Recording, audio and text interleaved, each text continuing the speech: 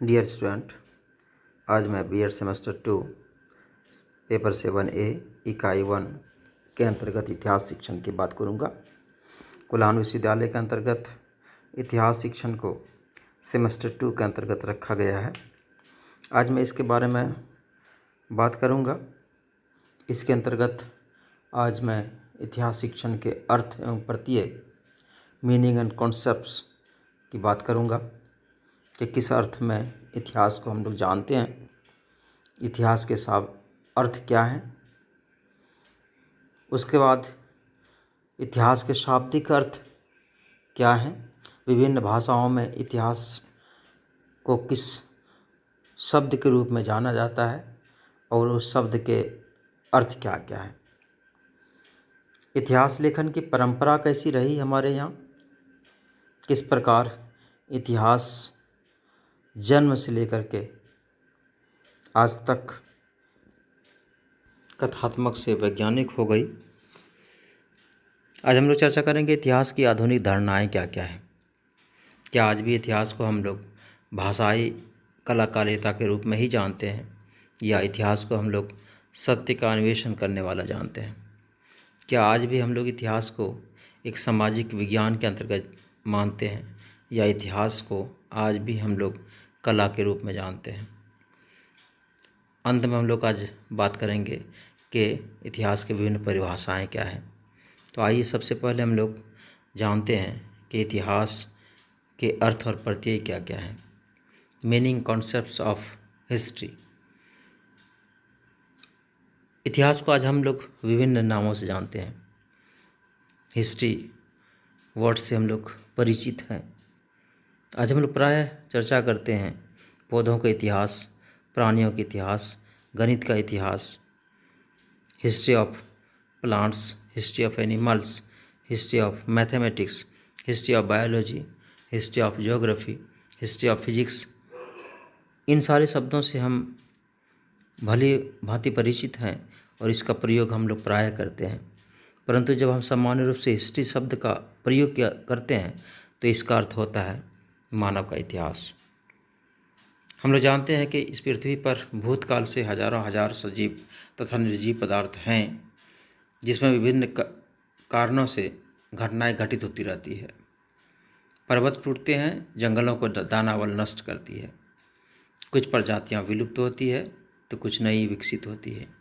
इन सब का एक अपना विशिष्ट इतिहास होता है। किंतु हम यहाँ जिस इतिहास की बात कर रहे हैं वे मानवीय घटनाओं से संबंध रखता है।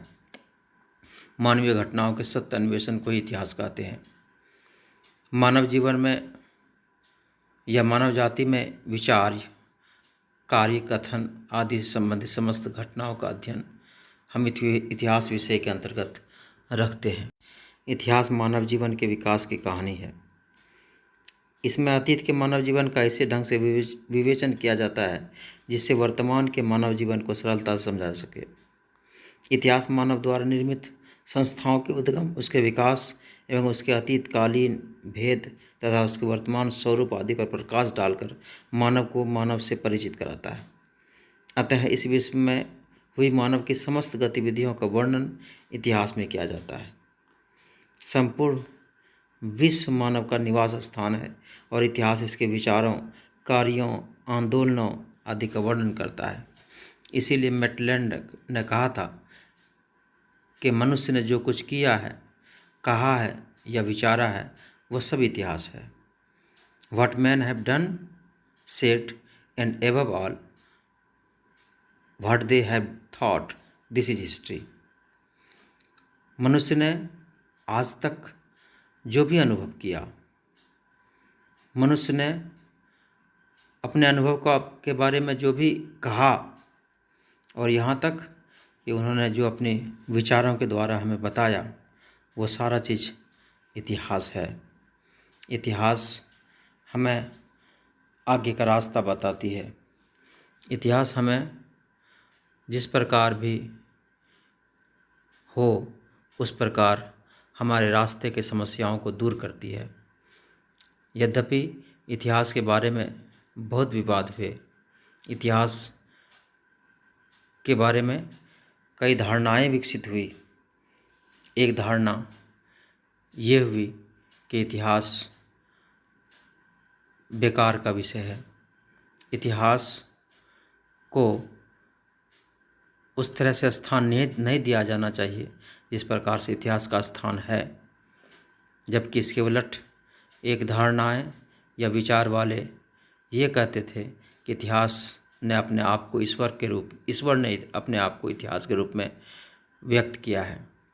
जो भी हो, इतिहास मानव जीवन की संपूर्ण गाथा है और इसी के द्वारा हम आगे के रास्ते को हमवार कर सकते हैं।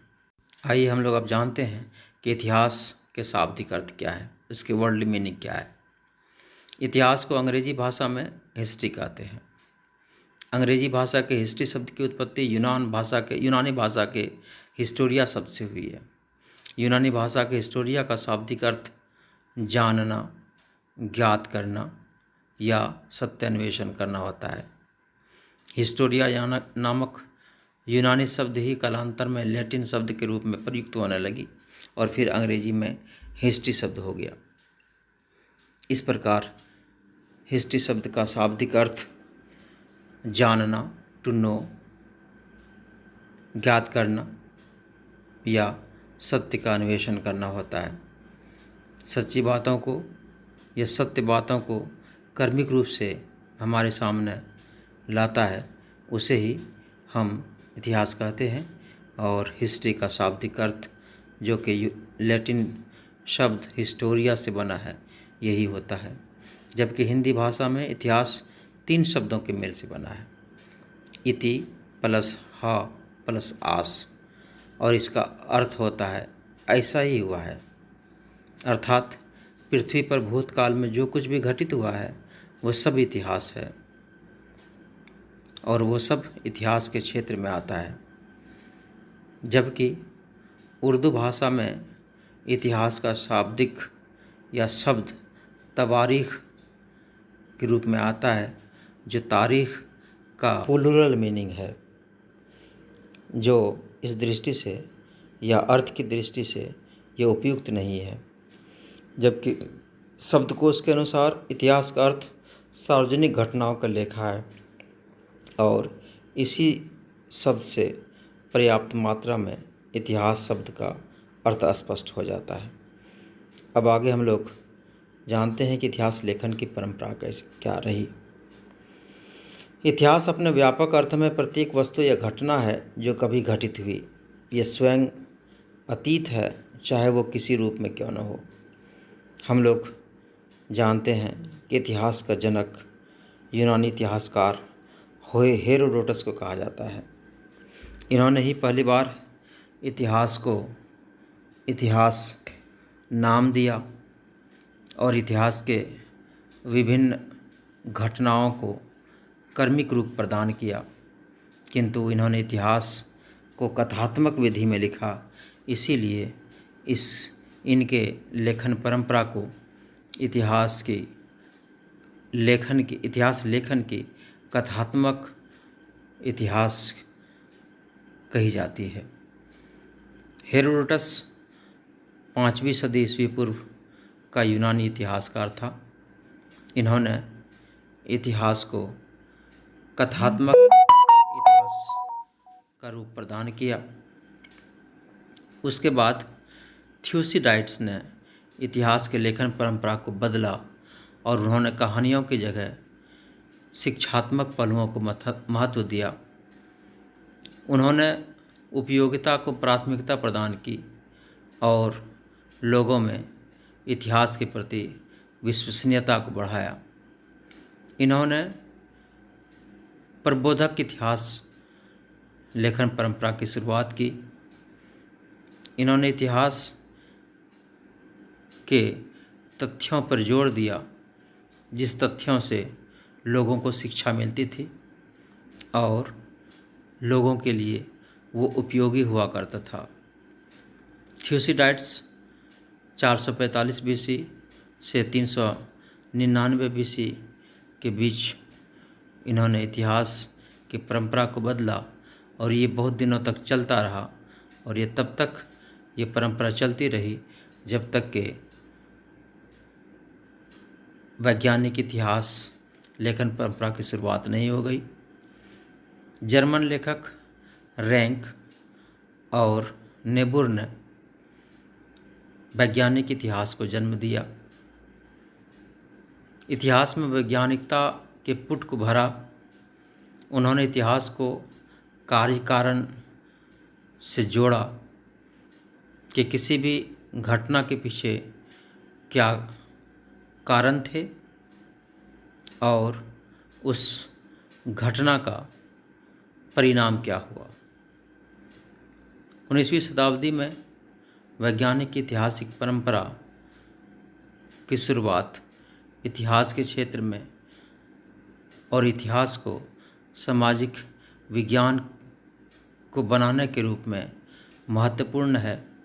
इन्होंने ही इतिहास को सबों के लिए शिक्षाप्रद बना दिया और हमारे बीच जो आज इतिहास की आधुनिक धारणाएं हैं, इतिहास के विषय में जो आज हमारे मत हैं, वो इन पर ही आधारित है कि इतिहास आज हमारे बीच सर्वमान्य है। चाहे वो आज कोई भी देश हो, चाहे जर्मनी हो, अमेरिका हो, फ्रांस हो, रूस हो या चीन हो, सभी जगह के सिलेबस में इतिहास को महत्वपूर्ण स्थान प्राप्त है और इतिहास आज आप शिक्षाप्रद विषय के रूप में जानते हैं। अब इतिहास का उद्देश्य भूत का मूल्यांकन करना या शिक्षात्मक ढंग से सामग्री को या घटनाओं को प्रस्तुत करना नहीं, बल्कि वह प्रदर्शित करना है जो घटित हो चुका है। इस प्रकार 19वीं शताब्दी में इतिहास के क्षेत्र में एक नवीन परिवर्तन आया। इस युग में न केवल इतिहास के आयामों का ही विस्तार किया गया, वरन इसके संबंध की धारणाओं को स्पष्ट किया गया। इसी कारण 19वीं शताब्दी को इतिहास की शताब्दी के नाम से जाना गया। इस शताब्दी के इतिहास में दो बातें नजर आती हैं। अतीत में कुछ बातें अतीत के लिए महत्वपूर्ण थी। उन अतीत की बातों का हमारे लिए क्या महत्व है? प्रथम बात रैंक के वैज्ञानिक अध्ययन का आधार रही, जिसमें यह प्रयास किया गया कि अतीत की महत्वपूर्ण घटनाओं को अतीत के आधार पर देखा जाए। परंतु 20वीं शताब्दी में रैंक की वस्तुनिष्ठता को चुनौती दी गई और यह आग्रह किया जाने लगा कि अतीत के तथ्यों का संकलन आज की रुचियों एवं समस्याओं के आधार पर किया जाना अधिक उचित है। इस विचार को इतिहासकार फ्रेरो ने प्रतिपादित किया और इस प्रकार धीरे धीरे इतिहास के विकास में उक्त व्यक्तियों तथा हीगल, स्पेंगलर, टाइनबी आदि ने महत्वपूर्ण योगदान दिया और इतिहास को आज के इतिहास के रूप में हमारे सामने प्रस्तुत करने का बीड़ा उठाया और आज हम इतिहास को आधुनिक इतिहास के रूप में जानते हैं। आइए हम अब इतिहास की आधुनिक धारणा के बारे में जानते हैं। 19वीं शताब्दी के अंतिम चरण तथा 20वीं शताब्दी के प्रारंभिक चरण में इतिहास को एक सच्चे विज्ञान के रूप में स्वीकार किया जाने लगा। इतिहासकार के साथ साथ समाजशास्त्रियों तथा राजनीतिक शास्त्रियों और दार्शनिकों ने भी इतिहास को विज्ञानों के विज्ञान, साइंस ऑफ साइंस के रूप में महत्व दिया। फिर भी इतिहास की प्रकृति के विषय में विवाद बना रहा। कुछ विद्वानों ने इतिहास को कारण तथा कार्य कारण भाव का सूचक माना।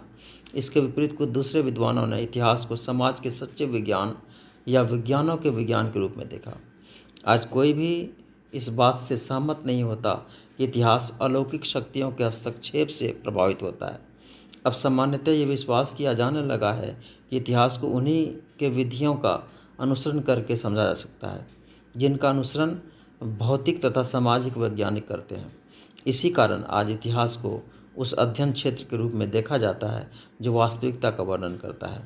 इस अध्ययन क्षेत्र में वैज्ञानिक विधि का प्रयोग करके ही वास्तविकता की खोज की जाती है। आज इतिहासकार इतिहास का निर्माण करने के लिए सर्वप्रथम तथ्यों, फैक्ट्स का संग्रह करता है। उसके उपरांत वह उन तथ्यों का सत्यापन, वेरिफिकेशन करता है। तथ्यों का सत्यापन उनके समक्ष एक गंभीर समस्या उत्पन्न कर देता है। समस्या यह है कि अतीत के अवशेष उसके परिवर्तित तथा विकृत रूप में आते हैं। परंतु आधुनिक युग ने ऐसे साधन उपलब्ध करा दिए हैं कि उनके परिवर्तित एवं विकृत रूप के होते हुए भी इतिहासकार वास्तविकता को खोजने में सफल हो जाता है। परंतु जब वह अतीत के लिखित अभिलेखों, प्रतिवेदनों आदि का सहारा लेता है तथा इतिहास का निर्माण करता है, तब उसे तथ्यों के सत्यापन में कठिनाई की अनुभूति करनी पड़ती है। उन अभिलेखों, प्रतिवेदनों आदि की विषय वस्तु अविश्वसनीय हो सकती है। उस समय इतिहासकार को दूसरी लिखित सामग्री तथा अन्य प्रमाणों का प्रयोग करना पड़ता है, तभी वह वास्तविकता को प्रस्तुत करने में समर्थ हो सकता है। परंतु ऐसा करना सभी क्षेत्र में संभव भी नहीं है, क्योंकि उनसे संबंधित दूसरी अन्य सामग्री एवं प्रमाण प्राप्त नहीं होते हैं। जब इतिहासकार तथ्यों की विश्वसनीयता का निर्धारण कर लेता है, तब उसके बाद वह तथ्यों को उसके महत्व के अनुसार वर्गीकृत, क्लासिफाइड करता है। उसके उपरांत वह वर्गीकरण की शुद्धता का सत्यापन करता है। ऐसा करने में वह कल्पना तथा पूर्व धारणाओं का प्रयोग करता है। इनका प्रयोग करना उनके लिए अनिवार्य है। यहाँ इतिहासकार का काल्पनिक होने का अर्थ ये नहीं कि वह तथ्यों का आविष्कार करे, परंतु उसकी कल्पना उसके स्रोतों द्वारा प्रदान की जाने वाली सूचनाओं से बंधी रहती है। अतः वह घटनाओं का आविष्कार नहीं कर सकता। कल्पना तथा पूर्व धारणाओं के प्रयोग के कारण ही गेटे ने कहा था कि इतिहास की समय समय पर पुनर्रचना की जानी चाहिए, क्योंकि प्रत्येक संतति नवीन रुचियों तथा वस्तुओं को नवीन ढंग से देखने तथा उसके प्रति नवीन दृष्टिकोण लेकर आगे बढ़ती है। ये नवीन दृष्टिकोण एवं रुचियाँ ही पूर्व धारणाएँ कहलाती है। अतः इन पूर्व धारणाओं से प्रभावित इतिहास को वास्तविकता पर पहुँचाने के लिए समय समय पर उसकी पुनर्रचना करना अनिवार्य है। अंत में इतिहासकार वर्गीकृत तथ्यों का विश्लेषण करके एक सामान्य सिद्धांत का निर्धारण करता है। इस आधार पर ही आज का इतिहासवेत्ता एक सामान्य सिद्धांत निरूपित करने में सक्षम हो सका, और यही एक सच्चे विज्ञान की विशेषता है। आधुनिक धारणा के अनुसार समाज का एक सच्चा विज्ञान इतिहास है, जो मानव समाज की विवेचना वैज्ञानिक विधि से करता है। और यही इतिहास की आधुनिक धारणा है कि इतिहास एक सामाजिक विज्ञान के रूप में सर्वमान्य हो पाया, और आज हम हर जगह पर इतिहास को अपना मार्गदर्शक के रूप में मानते हैं, और इतिहास को आज हम अपने देश के या अन्य देशों के पाठ्यक्रम में महत्वपूर्ण स्थान के रूप में देखते हैं कि इतिहास हर जगह के पाठ्यक्रम में पढ़ाए जाते हैं। अब आइए हम लोग आज अब विभिन्न इतिहासकारों द्वारा दिए गए इतिहास की परिभाषा के रूप में जानते हैं। यद्यपि परिभाषाएं अनेक हैं, फिर भी जो भी सर्वमान्य है और महत्वपूर्ण है, उस इतिहास की परिभाषाओं को जानते हैं। जोन्स ने कहा था कि इतिहास जीवन के अनुभवों की खान है, और आज एक युवक उसका अध्ययन इसलिए करता है जिससे कि वह जाति के अनुभवों से लाभ उठा सके। जबकि हेनरी जॉनसन ने इतिहास को अपने रूप में परिभाषित किया। उन्होंने कहा कि इतिहास विस्तृत रूप में प्रत्येक घटना है जो कभी घटित हुई थी। उसी प्रकार से रैप्सन ने इतिहास को परिभाषित करते हुए कहा कि इतिहास घटनाओं या विचारों की उन्नति का सुसंबद्ध विवरण है। जॉन ह्यूजिंगा कहते हैं कि इतिहास वह बौद्धिक स्वरूप है जिसमें सभ्यता अपने अतीत को चित्रित करती है।